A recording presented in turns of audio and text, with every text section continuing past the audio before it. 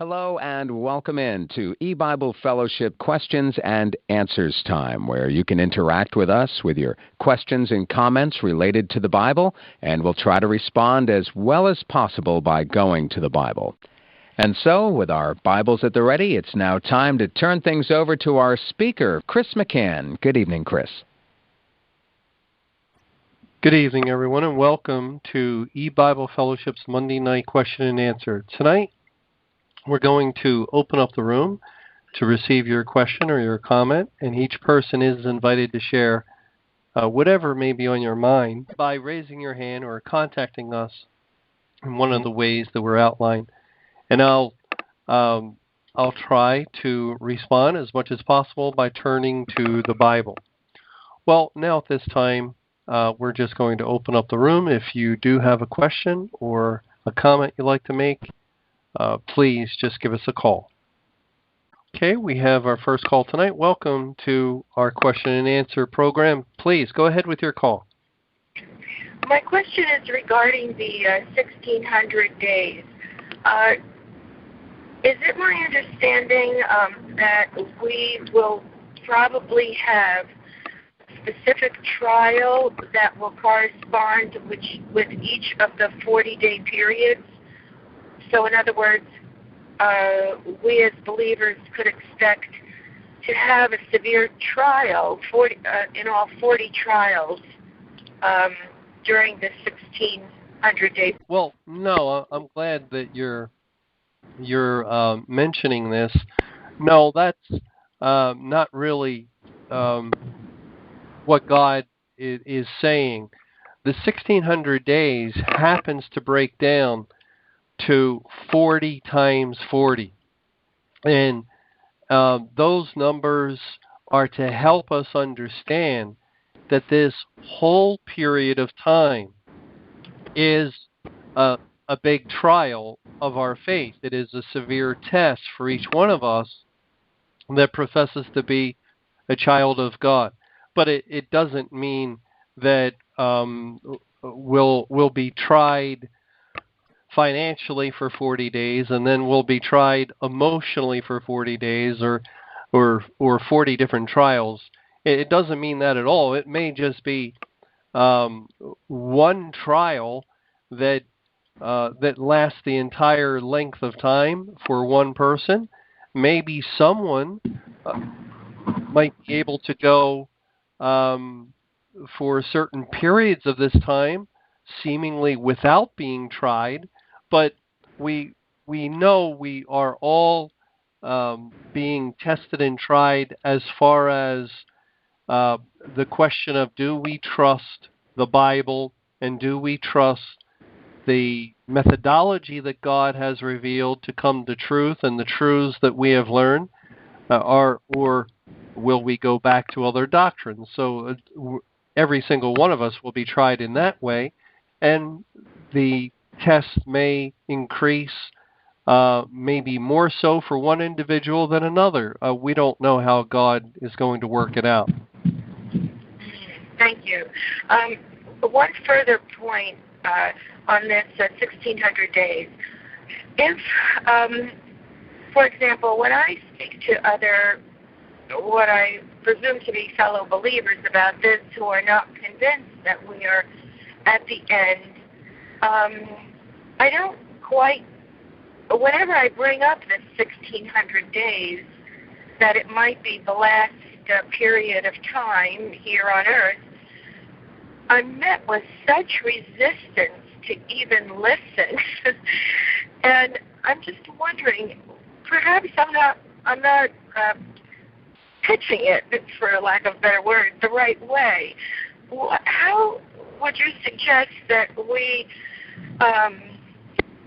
broach the subject with others that we truly think are believers, but just seem not to quite grasp? Well, you're probably approaching it very well, and that you could still have that kind of resistance. We hope to develop some literature, and literature is always one of the best ways of sharing information because it can all be laid out, or much of a study can be laid out and then handed to a person or sent to a person, and then they have it, and whether they read it and whether they check it out, well, we can't we really can't make anyone do that, and we can attempt to discuss things with people, but really, when it comes to opening up someone's mind or understanding, that's beyond our ability. And God has to do that. He has to give them the interest. Now, it happens, we're living at a time where, let me read this verse. It's in Luke 21. And this is a result of what happened on May 21 in 2011.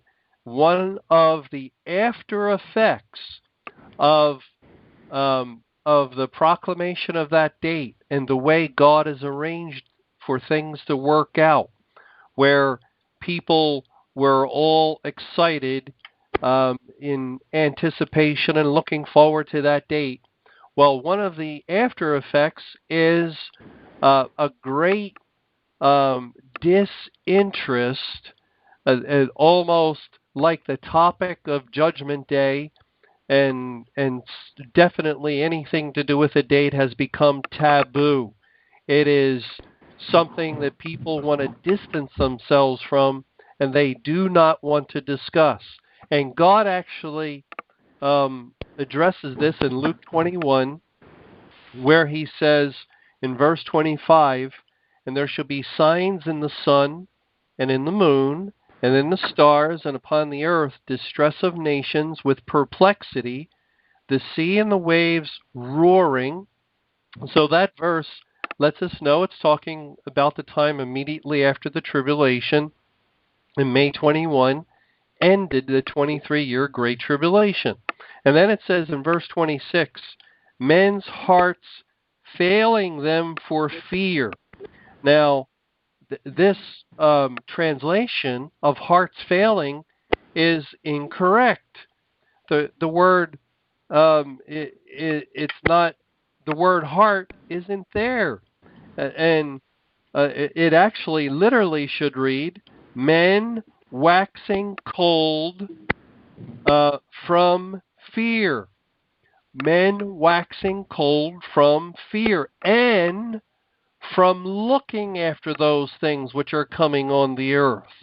You know, the word waxing cold is the word in Matthew 24 where it says let me read it. I forget. In Matthew 24, in verse 12, "And because iniquity shall abound, the love of many shall wax cold."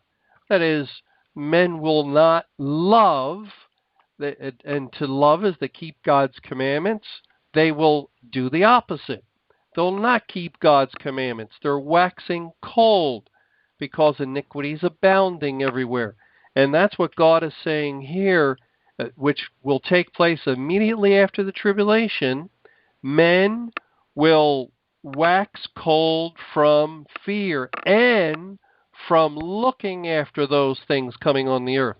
See, the world had it forced upon them, where they had to see this date of May 21. It was placed in the forefront of their eyes for an extended period of time, and they were warned and warned again and again, Judgment Day, Judgment Day, and so once it passed, seemingly without incident, in God's perfect plan, He brought a judgment in which He shut an invisible door to heaven and ended salvation for the world, and the world never saw the door when it was open and can't see it when it's closed, so they just feel victorious, triumphant.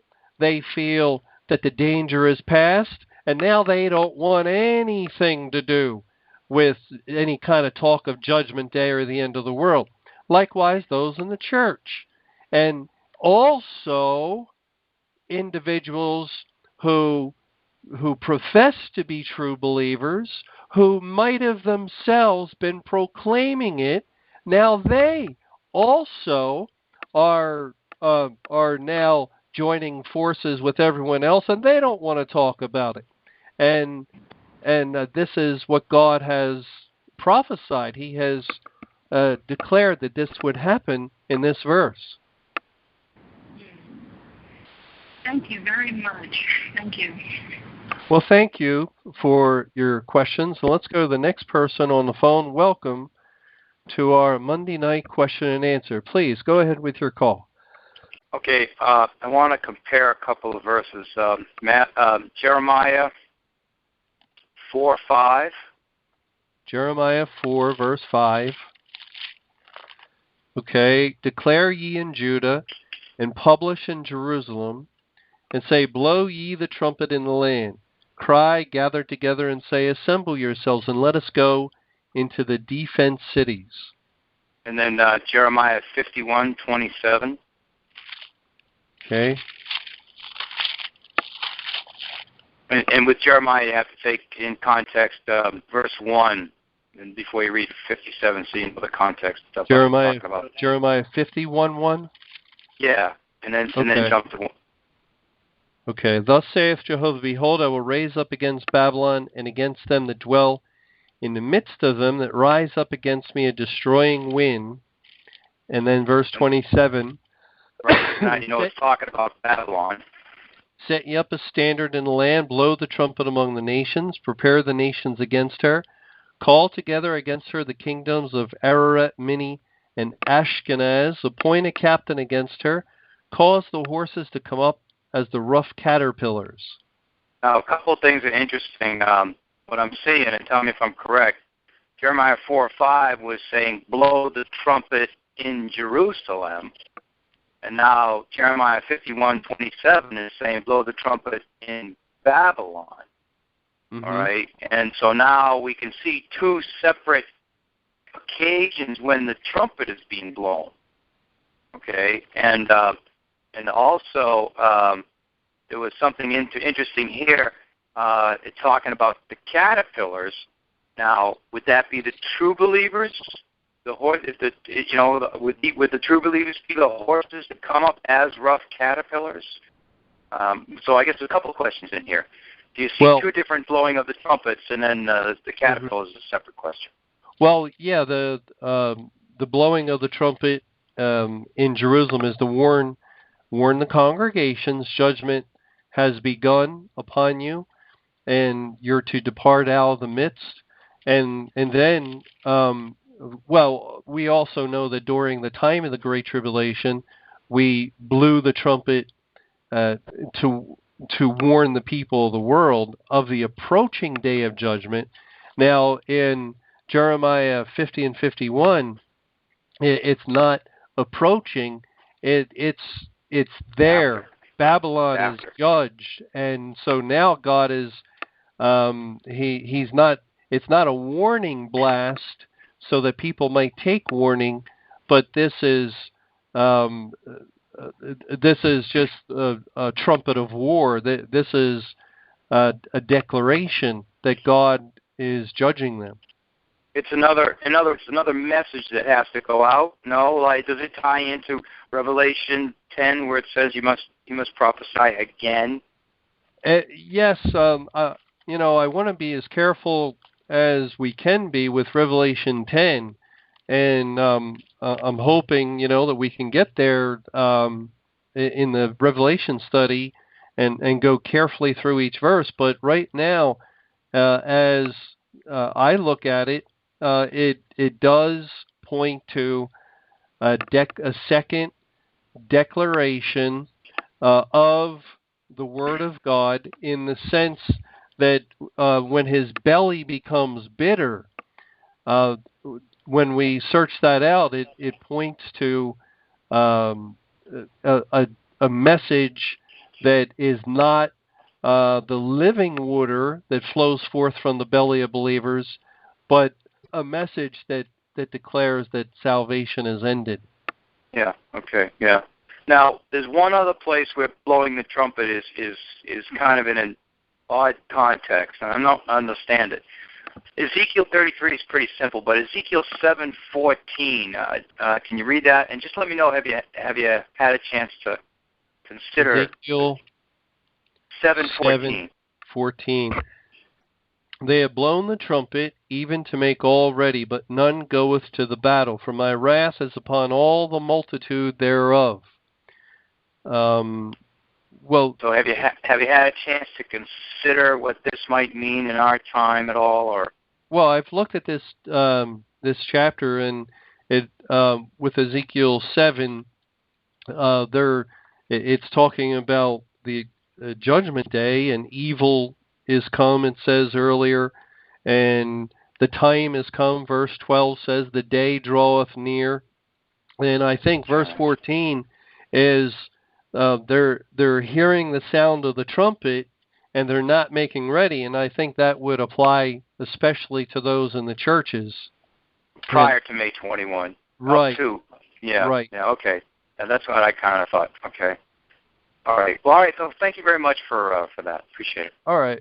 All right. Thank you for those verses and your comments and questions. Let's go to the next person on the phone. Welcome to our Monday night question and answer. Please go ahead with your call. Hi, Chris. Regarding the previous the two callers ago, now that EBible 2 is back up again, I think that until we get some literature, hard copies, that EBible 2 is a good way to get literature into people's hands. As soon as you log in, it 1,600 days, it stares you right in the face. So that's just one suggestion. Yeah, well, it's a good way of directing people to hear this information about the duration of the Day of Judgment, because many people are not all that technical, and they don't know how to search for things on websites, so they land on a page and it's just the first few things that pop out to them that that catches their attention or sticks in their mind, and so I think EBible 2 is very good for that, and it's a good site to refer people to. Well, thank you for your comment. We have a question from Pal Talk. It's from Kianab, and he writes, you said the believers are tried at this time. Is it just the ones that brought the message? Excuse me a second. That wasn't my dog. That was the last caller's dog. Let's see. Is it just the ones that brought the message of May 21, or all the believers? It is all the believers outside of the churches. God tried, he tried all the believers during the Great Tribulation, but especially those within the churches and congregations. They had a very big test, and that was, would they hearken to the sound of the trumpet, as we just read. It says in Jeremiah 4, in verse 19, my bowels, I am pained at my very heart. My heart maketh a noise in me, I cannot hold my peace. Because thou hast heard, O my soul, the sound of the trumpet, the alarm of war. And then a little further down, in verse 21, how long shall I see the standard and hear the sound of the trumpet? And that's what the true believer in the church heard, and he or she took warning and listened to God and obeyed and came out. But notice verse 22 here, for my people is foolish, they have not known me, they are sottish children, and they have none understanding. They are wise to do evil, but to do good they have no knowledge. And God says further in Jeremiah 8 in verse 7, yea, the stork in the heaven knoweth her appointed times, and the turtle and the crane and the swallow observe the time of their coming, but my people know not the judgment of Jehovah. And this proved very true, as the overwhelming vast majority of Christians in the churches and congregations did not know the judgment of God, and they did not listen concerning the end of the church age. They did not listen or take seriously, as they should have, the warning of the approaching day of judgment on May 21. So they remained in their church, and they failed the test with tragic consequences, because it meant they were bundled as tares for the burning as soon as Judgment Day came. They're under the wrath of God. So they're not being tried. No one in the churches is being tried. They have already been tried. But all the professed believers, and remember, a great many became saved leading up to that day, and as they heard this message, this warning, this trumpet sound, and they also will be tried during this period of time, and there's a great multitude of them. So, but yes, the main concentration of the trial will have to do with those of us that proclaim May 21, because we're the ones that are aware of this more so than that great multitude that God just saved, and we're the ones who will be searching these things out and discussing them, and so on. But thank you for that question. Okay, we do have another question through Pal Talk. This person asks, is it possible for a child of God to fit well and get along very well with unbelievers or unsaved people? And the answer is yes, to a certain degree. You know, we have to remember that that Jesus, the Lord, has chosen us out of the world, and so we're not a part of the world. And that means we'll never, this is not our home, and so we'll never feel at home. But we can have friends that are unsaved. We can have relationships with people. We can have good work relationships, good family relationships, good neighborly relationships. It's very possible. Of course, it's going to take probably a lot on our part to forgive and to overlook maybe some slights and criticisms and things like that, but we're called to do that. So the unsaved people really give us an excellent opportunity to work on ourselves, and as God moves in us to demonstrate the love of Christ. But thank you for that question. Let's go to next person on the phone. Welcome to our Monday night question and answer. Please go ahead with your call. Yeah, Chris, good study. I wanted to look at, by the way, EBible 2, I liked it and went on it, and some of the subtitles, one of them I went into was Matthew 24.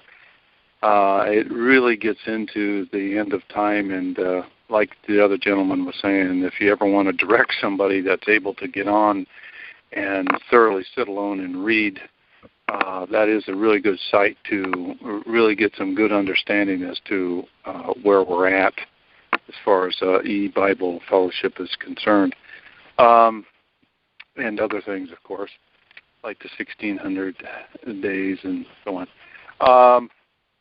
In Luke 12, Jesus put on, I'm not there right now because I was doing something else.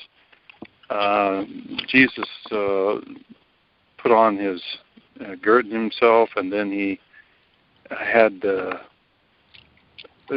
dinner, made dinner ready for his believers, and I forget where that's at.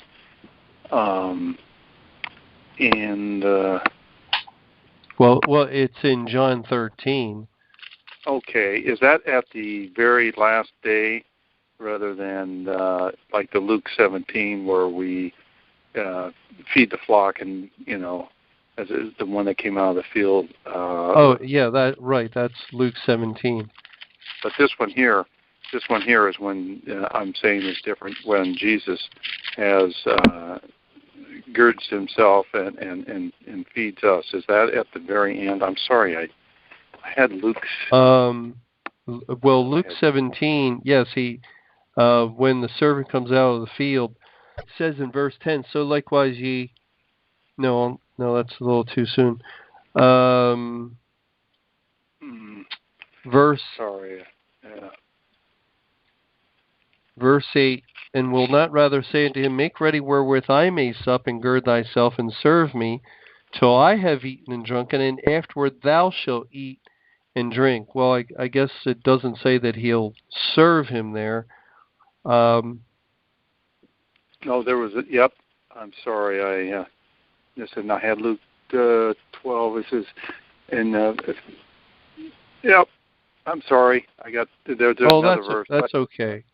That's okay. Did you have a comment or a question about that? No, I understand the one in Luke 17, and also in Revelation 19 again, I went over that. That is when it says in Revelation 19, it says rejoice. We're at the married supper of the Lamb, so in one sense, we're rejoicing right now. Is that correct? God does verse 7, exhort verse us 7. to rejoice. Yes, the marriage supper of the Lamb and the day of judgment are one and the same. So this is applying to what's going on at this time. Yeah, because when you're... Go ahead, I'm sorry. Well, I'm sorry, but we've come to the end of our time tonight. And I would like to thank everyone thank you for your comments, and I would like to thank everyone for sharing your questions and your comments tonight, and especially the Bible verses we had an opportunity to read. Lord willing, we'll have another live Q&A that's coming Friday evening at this same time, 9:30 p.m. Eastern Time. But for now, I'm going to say good night, and may the Lord's perfect will be done. Thank you so much for joining us during this questions and answers time. The broadcast is heard live over the Internet beginning at approximately 9:30 p.m. Eastern Time. You may also join our Sunday afternoon broadcast of EBible's Questions and Answers beginning at approximately 1 o'clock in the afternoon. Until then, may the Lord grant us His wisdom, and may His perfect will be done. Have a blessed evening. Good night.